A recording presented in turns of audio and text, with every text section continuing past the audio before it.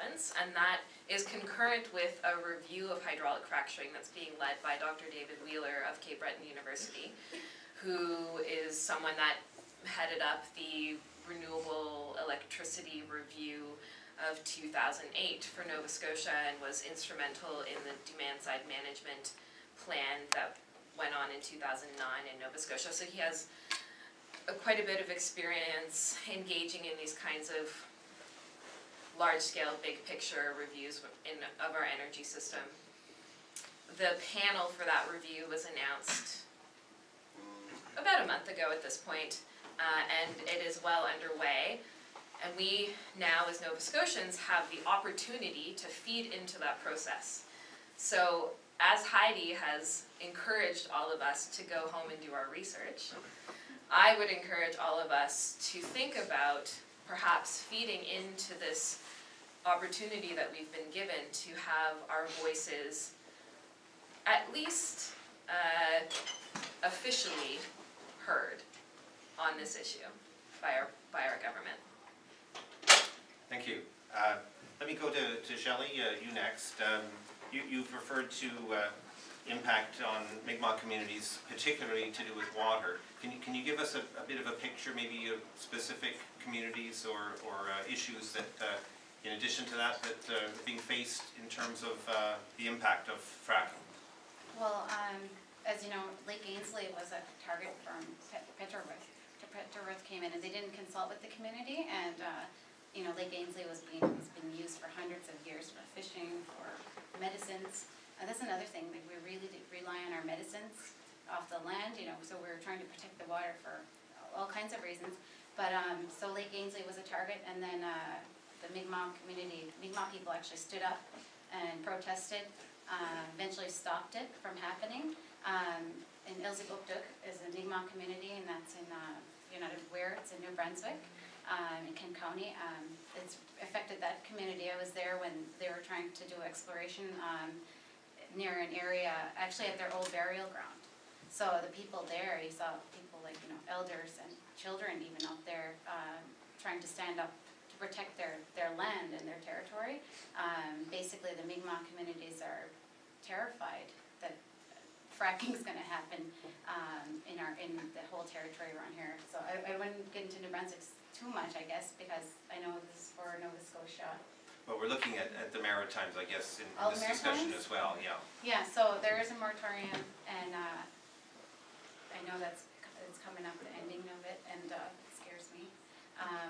And Quebec also has one, and I know Listowitch has put a ban on fracking, fracking in their territory. But the thing is, we have issues with our leadership right now. Our leadership, a lot of them are sitting at the tables with oil companies and getting, you know, paid to kind of lean towards saying, yes, you can frack near the community, or can you please give us so there's a lot of money involved. So the grassroots people, the community members, they don't agree with so if you think like, oh, the leader, we see in the newspaper, the leaders that are agreeing to it, doesn't mean the communities are agreeing to it. Communities are not having really any say when it comes down to it. There's only a few community members, actually there's only a couple chiefs that we have that are, you know, absolutely against it. A lot of them are sitting at the table though. So it doesn't mean though that, so it is affecting our communities, in that the oil companies are coming to our leaders, trying to swindle them in, trying to buy them in, and okay, thank you.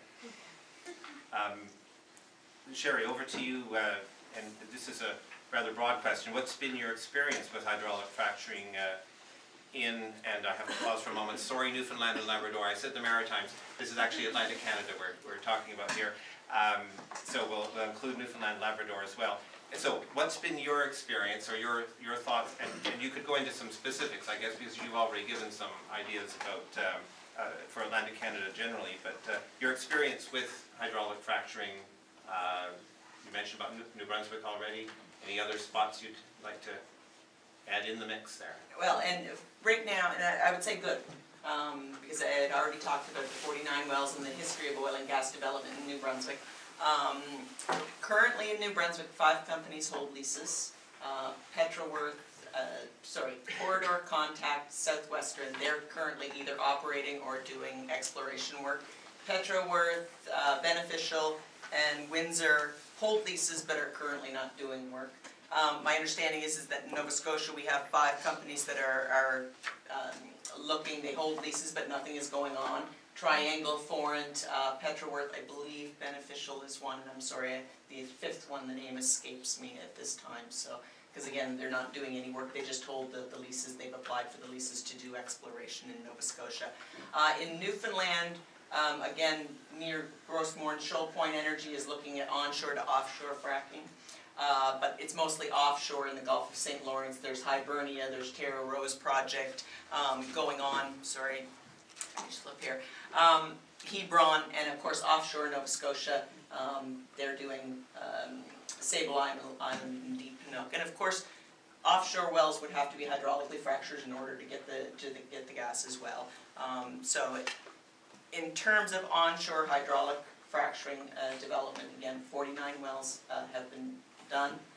We have 29 producing natural gas, 18 producing oil wells currently in New Brunswick, and yeah, I don't know in terms of experience what else.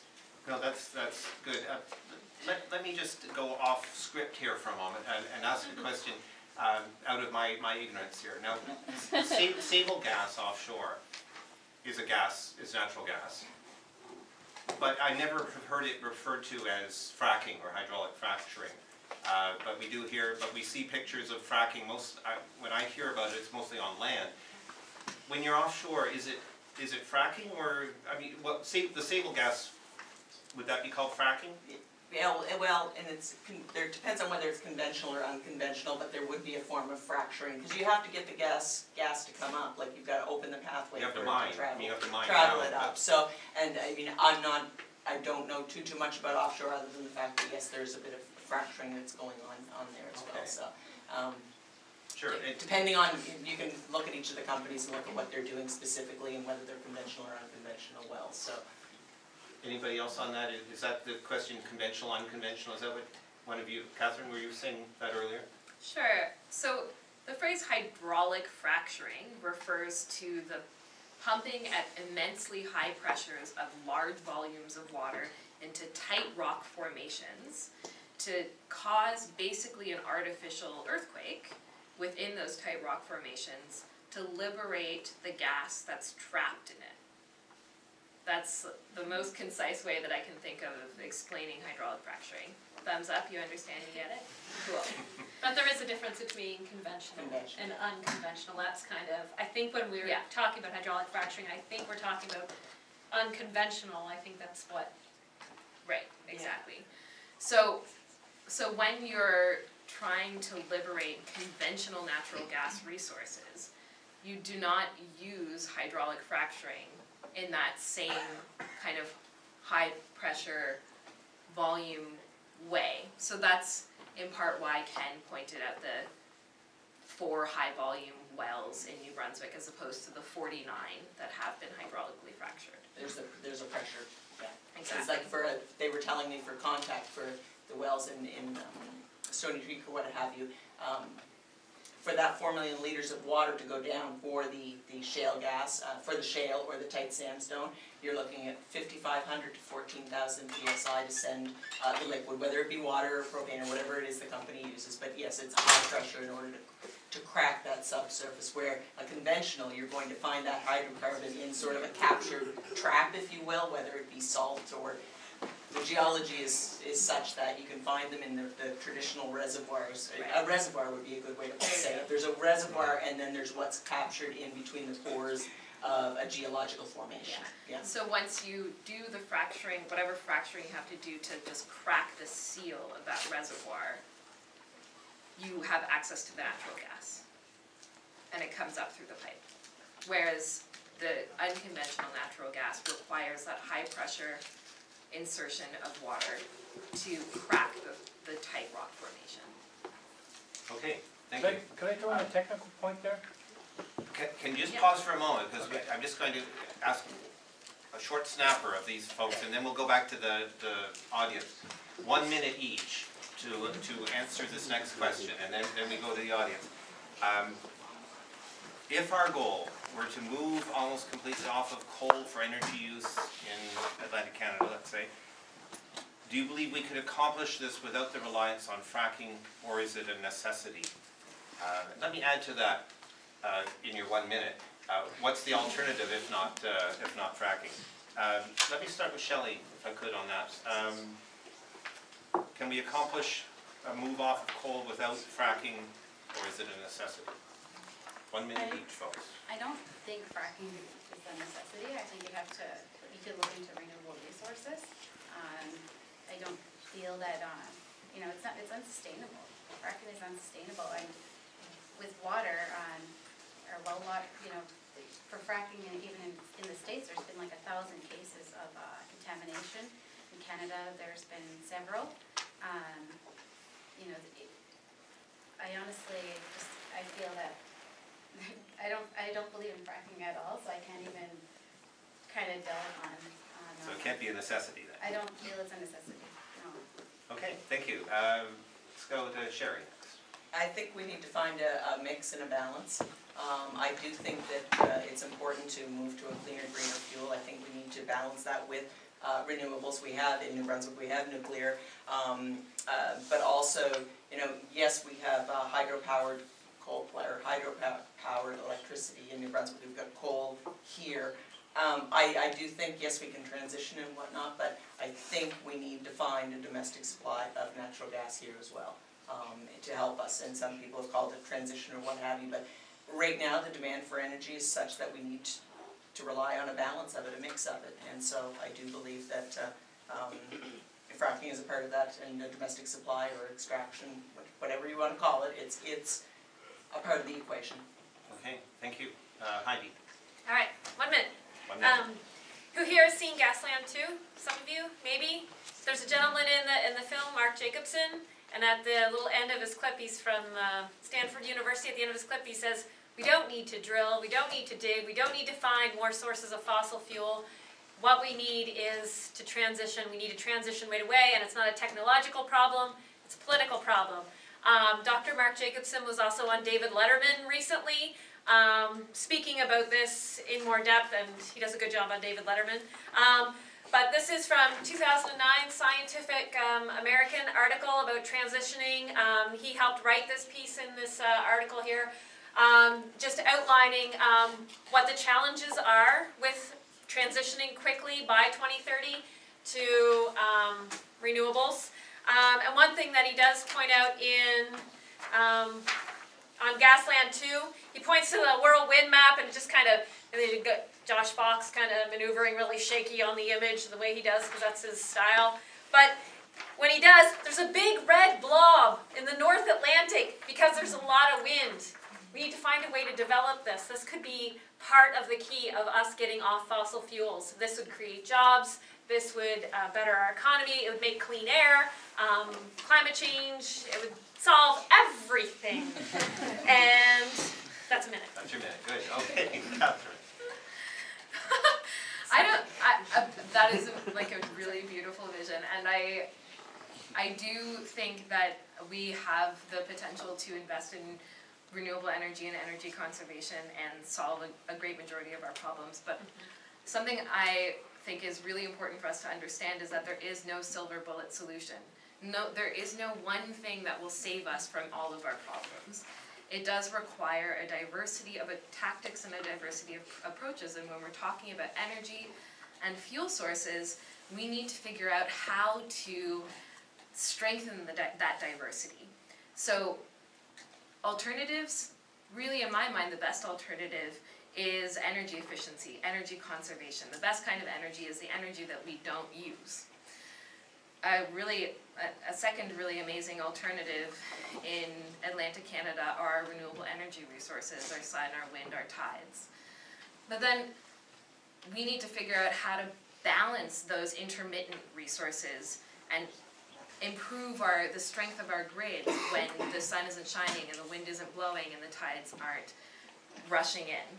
And that means figuring out how to better share our resources across the region, how to strengthen our transmission lines. It is a huge system-wide transformation. And fossil fuels will continue to be a part of that. That's why I use the word transition for some time, for sure. We at this point have a demand of natural gas in the Maritimes of between 140 million cubic feet and 230 million cubic feet per day. We produce maximum about 160 million cubic feet per day. So we have a demand that exceeds our domestic supply, for sure, and that's why we hear Sherry say, we need to find a domestic supply. But what I think about is Sable gas. When it came online in 1999, it was producing 500 million cubic feet of natural gas a day. And we were saying, holy crap, we found this amazing natural gas resource and it's gonna provide us natural gas for the next 100 years. And now, that 500 million cubic feet per day has declined to 130. It's gonna come offline sometime soon.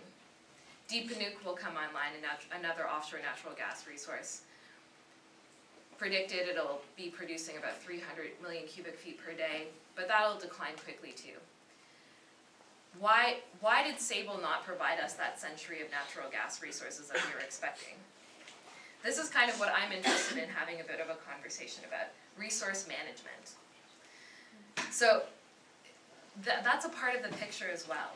We have a wasteful system, and we're not very good at managing the resources that we already have at our disposal.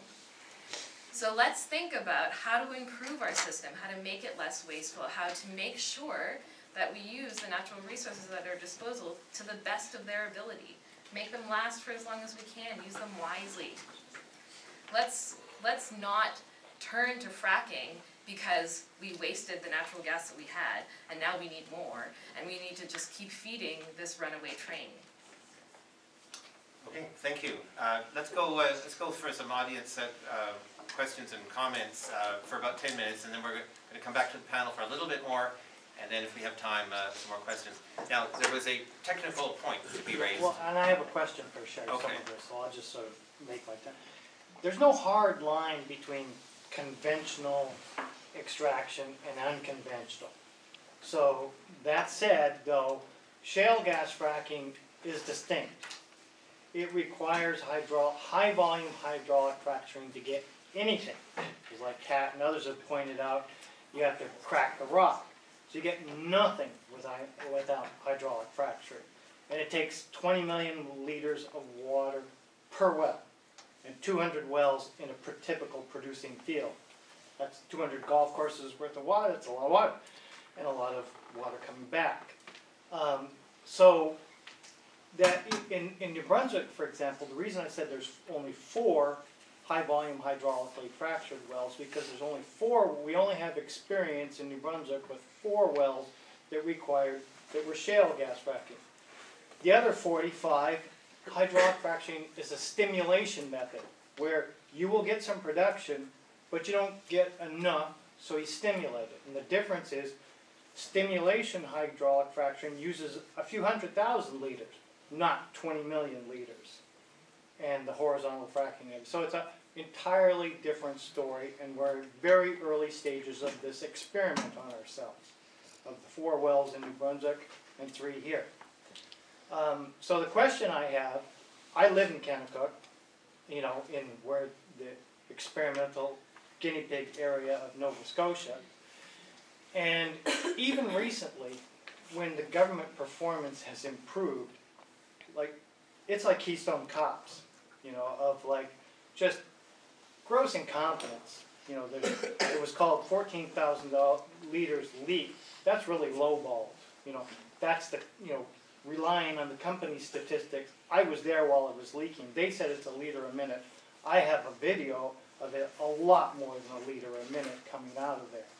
This is still going on. In my community, we had a meeting with the minister last night. The minister has impressed people, people have probably quite a bit of trust in the minister. But despite that, they're not willing to buy into any of this. It's a very tough crowd in my community.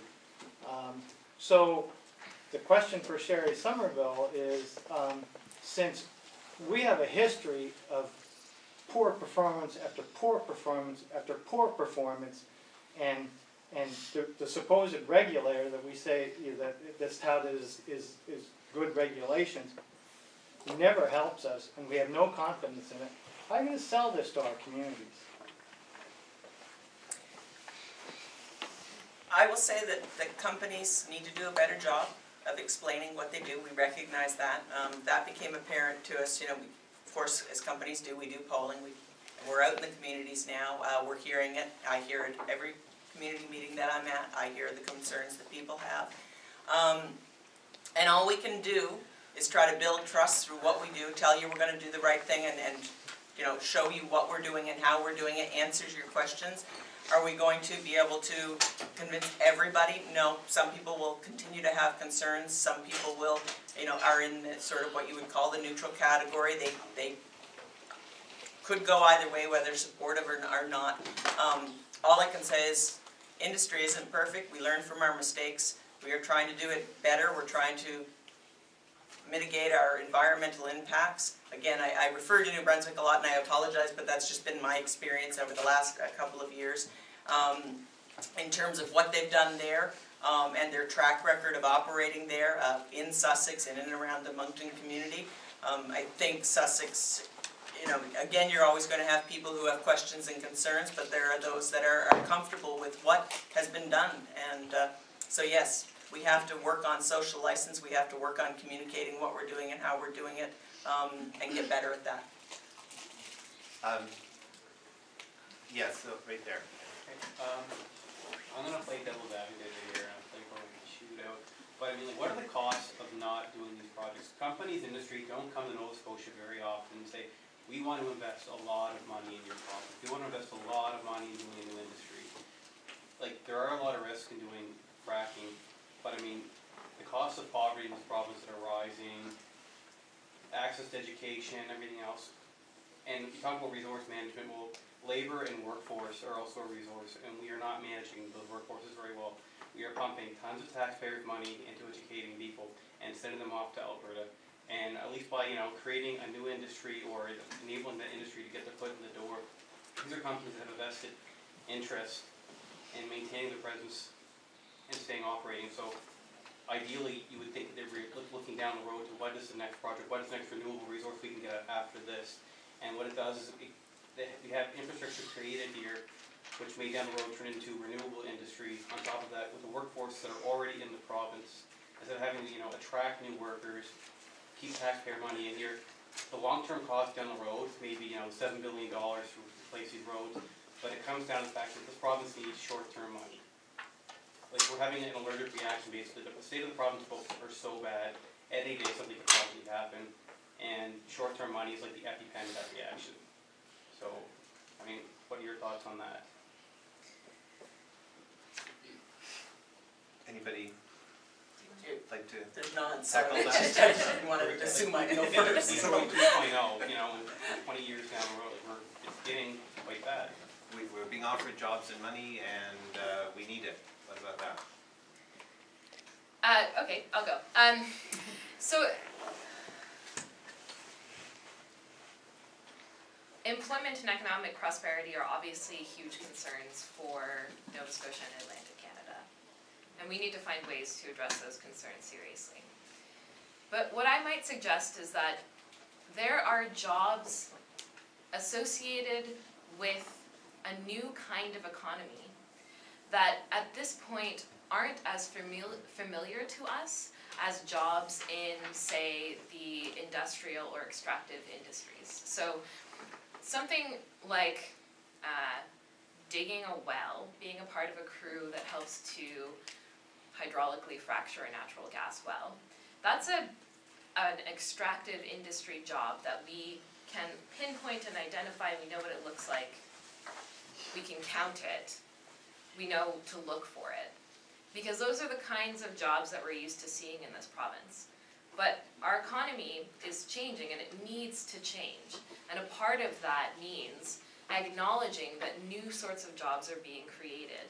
And if we can recognize those jobs and work to harness them and support the development of more of that local economy, then we will be prosperous in the long run. So we won't be continuously engaged in these kinds of boom and bust cycles of putting the money into that extractive resource economy and have those jobs leave once that resource is exhausted.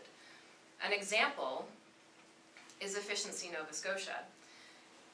That organization has been around in Nova Scotia for 3 or 4 years at this point. It now employs, because of the existence of Efficiency Nova Scotia, there are 1,800 jobs being created in this province, 60 small businesses around the province that exist because of Efficiency Nova Scotia. The economic benefit of that organization is gigantic, but they're not the kinds of jobs that we're used to seeing. They're not the kinds of jobs that we're used to counting. And so valuing them means changing the ways that we think about our workforce and our prosperity in this province. That's that's a short response. I'm not going to take up any more time. Can I, Shelley, can I go to you with one aspect related to this question? You were referring to some leaders embracing fracking and others in the communities, Aboriginal communities, Mi'kmaq communities not doing so. Does that reflect this, is that reflecting this question here about grabbing economic benefits versus some other values? In a way, is that reflecting that economic push that's being Yeah, discussed here? absolutely. There isn't much jobs in the communities.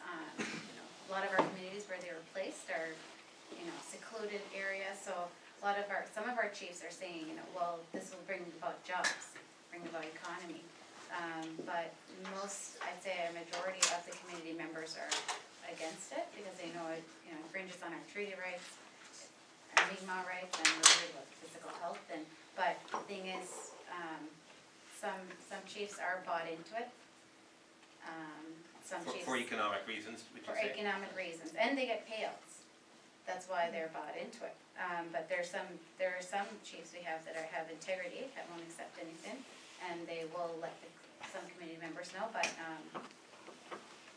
we're learning quickly that we can't trust them. A lot of the community members are pretty much starting to think for themselves, and grassroots are starting to meet and decide for themselves, like money or safety, future of our children. Most people will weigh on saving their children's futures and protecting their health. So, money doesn't solve everything. So, Okay. honestly. Thank you. Panel members, I was going to ask you two questions. One, whether we are indeed prepared for this technology of fracking. And a second one, which we've sort of talked about a little bit before, whether a shift to fracking is a technology that lets us be more efficient in accessing energy, or does it alternatively stall us or stall the move to cleaner renewable energy? So strategically, is it a positive move in the sense of getting us more toward less coal and more somewhat cleaner fossil fuels, or is it in a sense delaying the shift to renewables? Now I'm not going to ask you that right now because I'm going to continue with the questions. But if you could just think of those and see if you can, if you'd like to address those in your answers, because there's lots of questions and we only have so much time. So let's keep with the audience here. There was a question at the back and then one in the middle there. Yeah, you first. Yes, please. I would like to know about if water gets contaminated, because it's pretty clear that it's going to happen sometimes during some of these processes. What is the effects on the agricultural community in Nova Scotia, which is a large part of our economy? What could be the effects? What could be the effect? Well, what are the probable effects? Let's say if it's in an agricultural area, like Hants County. Hants East is an agricultural area, and Hants West as well. Like if the fracking companies are allowed to frack in Nova Scotia, they're planning on drilling quite a few wells in my area in Hants West. And what would be the effects of for livestock and also for growing crops and whatnot? I know in Sussex is a very high agricultural, we've got a lot of farm and agriculture in there around where Corridor Resources is working in the McCully field. And the companies do work with the local landowners and farmers because a lot of them will lease well sites from the farmers to put their wells on, and so they work with them and work out solutions in terms of, you know, emergency response or whatever response if an accident occurs or a spill occurs. And in terms of groundwater contamination, you know, in the wells that have been drilled in Canada, there are no known cases of groundwater contamination. Dr. Tom Al did a study at UNB looking at the groundwater in the Sussex area and found low levels of thermogenic methane in the gas. You can Google that study, it's on there. And so I would say it's key to make sure that the processes are in place. Again, I'll go back to wellbore integrity, but working with those landowners in the surrounding communities. And in New Brunswick, again, they've put a bond in place. The new rules expressly state that there will be, and I forget it's multi-million-dollar bond that must go in place, and that must be there in case anything goes wrong to mitigate any damage. I throw something in there. I have a peer-reviewed scientific article here. It's called "The Impact of Gas Drilling on Human and Animal Health." And within the article, this was published in 2012, it talks about how exposure occurred in some situations. So hydraulic fracturing fluids spilt from a holding tank, drilling fluids overran a well pad during a blowout. That's when the pressure comes up out of the wellhead and just, it's a party. Stormwater runoff from a well pad onto a property, a waste water impoundment leak, stuff spread on the road, stuff illegally dumped, blah, blah, blah. Similar experiences to what we already have experienced in East Hants, for example. And then it goes on and it specifically details some of the consequences, different health impacts. So for a cow, it impacted health production. For another cow, it impacted reproduction, sudden death, neurological, urological, gastrointestinal, dermatological, upper respiratory, burning of eyes, reproduction, sudden death. And it goes through and lists and specifically categorizes a number of incidents that happened in, my nervous eyes cannot specifically read where this was, but I'm happy to email anything and everything, but that's just one study. There's been studies where blowouts in cattle, I think it was in Pennsylvania, a bunch of cattle drank some water that was in a runoff, 14 cows died in the field. Like, there's all sorts of anecdotal evidence. One of the issues is that it's very difficult to do research when people have signed orders not to speak, gag orders, or they receive payouts. They lose a cow, they get $150 or whatever, so they can't speak to the particular issues, especially when it's a public health concern. So there definitely needs to be more research, scientific research in this, but there's at least one study there that explains impact on when stuff happens, and it happens. We're humans, we make mistakes, things go wrong. Thank you. Yes, please. A point that's being raised several times sort of in looking for alternatives to fracking are using more renewable energy resources such as wind power, solar power, hydropower, using hybrid cars, all that sort of thing. I would just like to state for the record that I'm part of the geology department here, so I don't speak for the department obviously, but I have that background knowledge. So in the use of all these renewable resources, wind power especially, and also in catalytic converters for car batteries, etc. A lot of these technologies require a great deal of rare earth elements to be used in their production in order for energy to be converted from one form to another. So in using this, in using transferring from fracking, which has its issues, to something like wind turbines. The market for wind turbines has driven the market for rare earth elements, including neodymium, way up. The majority of the world's rare earth element resources are in China, North Korea, Congo, all conflict regions with a great deal of political corruption. So when you're moving the issue from local use of resources to frack natural gas out of shale, to bringing in imported materials from around the world in order to build a wind turbine, say.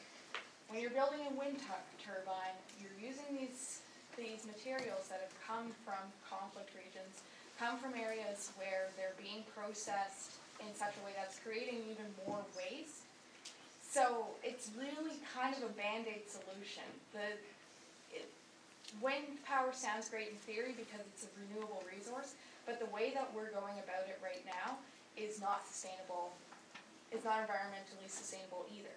So I think the fact that the idea of wind power and other renewable energy sources keep being brought up as sort of, oh, well, we could do this instead of doing fracking. That's not solving the problem at all. It's just moving the problem to another continent with their own issues. So it's, I guess what I'm saying is there's really, in general, we need to move towards finding safer uses of power, safer ways to gather that power. But as the technology stands right now, wind power is no better for the environment in the long run than fracking is. Thank you. Who would like to tackle that?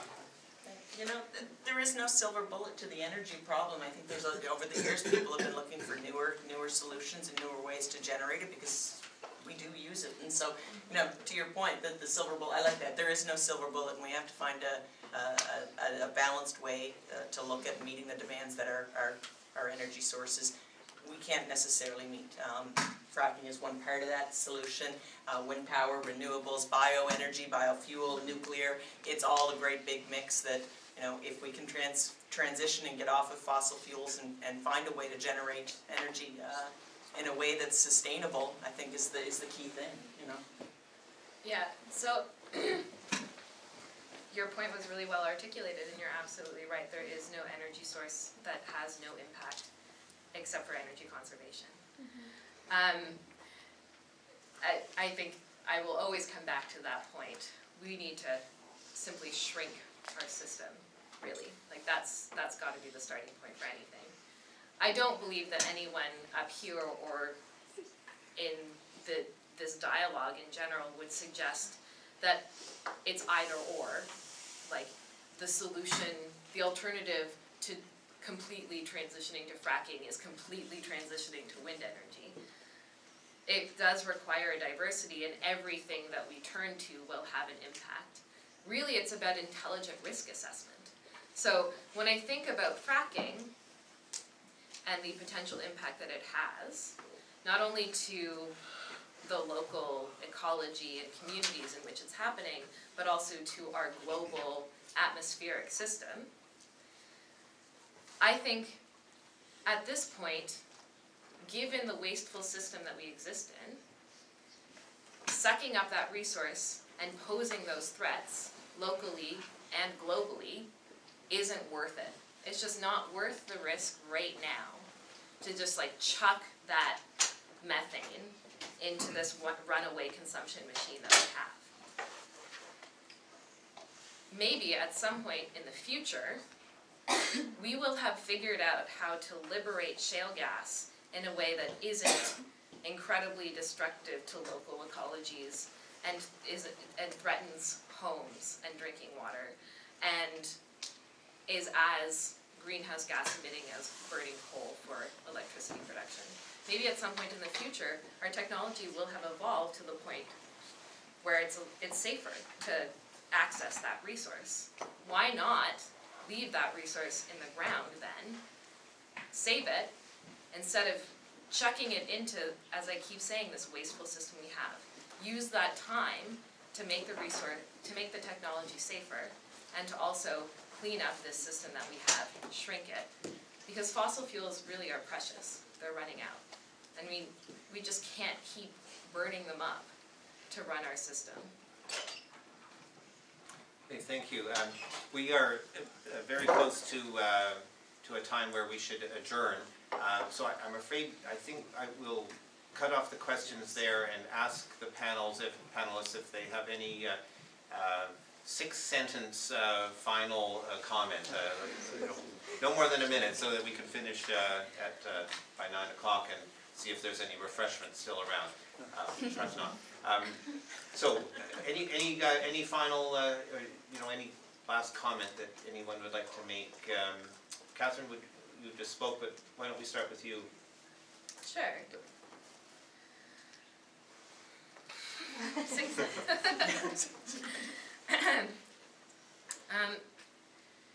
Natural gas is a part of our fuel mix and our energy system right now. I think that it's important we remain aware of the fact that Atlantic Canada is importing natural gas, and part of that natural gas has inevitably at this point been hydraulically fractured, because it's probably in part coming from the Marcellus Shale in the United States. So even if we're not fracking here, even if we decide not to frack here, we'll probably still be using fracked gas. I point that out because this is a part of a larger conversation about what we want our world to look like, how we want to manage the finite precious fossil fuels that we have left to us, what kind of smaller system we need to move to. So I just encourage us to think about fracking and shale gas within that larger picture of a very necessary, a desperately needed shift and paradigm transition. Thank you. Shelley, less than a minute for you. I think I just think that water resources, protecting fracking could deplete our freshwater resources, groundwater resources. Takes so much water to frack. Why not try to protect it? Why not try to restore a healthy environment rather than try to shake the rock and get just to pull that natural gas out. It's just, to me, it doesn't seem very smart, knowing that you're going to poison your water. There's nothing you're going to be able to do about it down the road. It's like a no-brainer for me. When you think about it, money is not worth it. Yeah, you'll have a job. You got to think. You can't just think about yourself. You have to think bigger picture.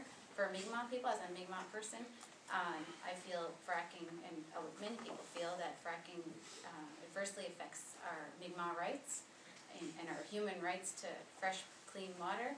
And I hope that you can think bigger picture.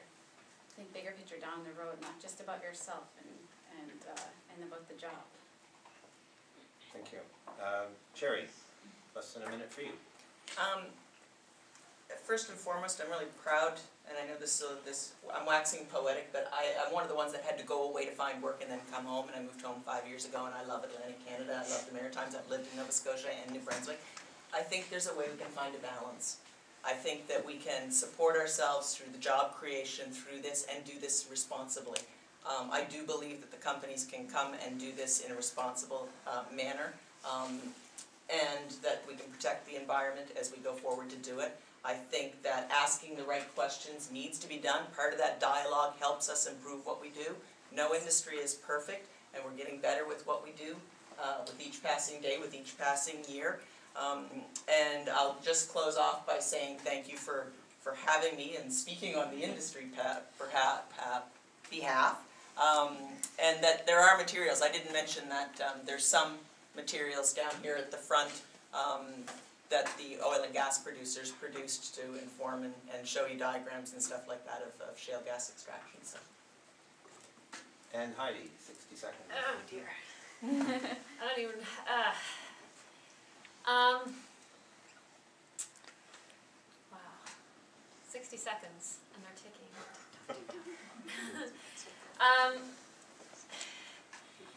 This believe from what I've read, and I'd love to get your emails and just send you what I have so you can look this stuff over yourself and make up your own mind. But I feel there's so much at risk with developing this industry here. I feel it is risking our health, our local economies, which was highlighted recently in the Ivany report, where we need local entrepreneurs, we need influx of support for small and medium-sized business here, not trying to, having a dollar bill on a stick that's leading us a certain way. Ooh, we'll get some money. And we don't realize that we got to look at this as a cost-benefit analysis. We may have royalties coming in, but we're paying out in the end in terms of our other industries that will lose, our property values, tourism, agriculture. So I just, in my opinion, any infrastructure that's put in place, and I know it's a social justice issue with, rare earth elements and stuff, but we need to innovate, maybe find new materials. We need to solve the big juggernaut of climate change, which the fracking stuff just doesn't help. And I'm very inspired by the many people that I've met by having these discussions, because oftentimes I'm hearing from people who never speak up on anything, and I do take hope and find that very heartening. Thank you. Just before we wrap up here, I want to mention that this is an event as part of our Sustainability Week, as I said at the start of the evening tonight.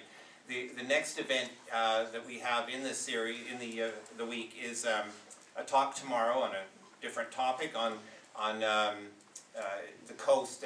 Tim Bousquet from the Coast, who some of you know is a news editor and reporter, environment reporter for the Coast, talking about some of the stories that he's covering, and more broadly about media and the environment. That's at 3 p.m. tomorrow here at St. Mary's in the Science Building, room 310. There's a couple of notices up around here if anybody's interested in that. I'll also mention that tomorrow morning, Friday morning, 11 o'clock, I believe, at St. Mary's here, there's a memorial for Loretta Saunders.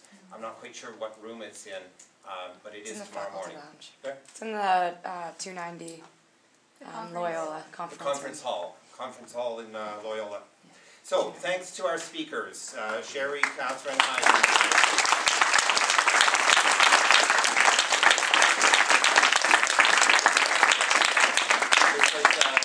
really a wonderful panel. I really appreciate the contributions from you all, and I do want to acknowledge Karen, Victoria, and other students in the class.